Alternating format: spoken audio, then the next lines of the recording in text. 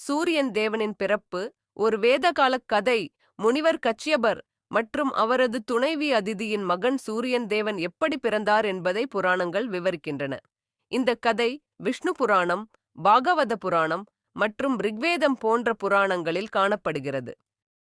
அதிதியின் தவமிருந்து சூரியன் உதயம். அதிதி பிரம்மாவின் மனஸ்புத்திரர் முனிவர் கஸ்யபரின் மனைவிகளில் ஒருவராக இருந்தார்.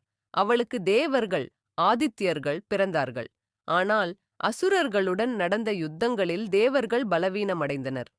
அதிதி இதைக் கண்டு கவலைப்பட்டு ஒரு சக்தி வாய்ந்த மகனை பெற வேண்டுமென தீர்மானித்தாள். அவள் கடுமையான தவம் செய்து மகாவிஷ்ணுவை வழிபட்டாள். அதன் பலனாக விஷ்ணு அவளுக்குத் தோன்றினார். அவளுடைய பக்தியில் மகிழ்ந்த அவர் ஒரு பிரகாசமான புதல்வரை வழங்குவதாக ஆசீர்வதித்தார். குறிப்பிட்ட காலத்திற்குப் பிறகு அதிதி சூரிய பகவானை மார்த்தாண்டன் பிறப்பித்தாள். பிறந்தவுடன் அவர் தன்னுடைய ஒளி மற்றும் வெப்பத்தால் முழு பிரபஞ்சத்தையும் ஒளிரச் செய்தார். சூரியன் தேவனின் மகத்துவம். சூரியன் தேவர்களின் சக்திமிக்க தேவனாக உருவெடுத்தார்.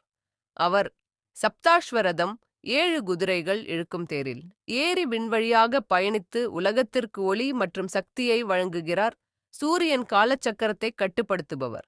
அவரது சக்கரம் நாள்களை, காலாண்டுகளை மற்றும் யுகங்களை கணக்கிட உதவுகிறது.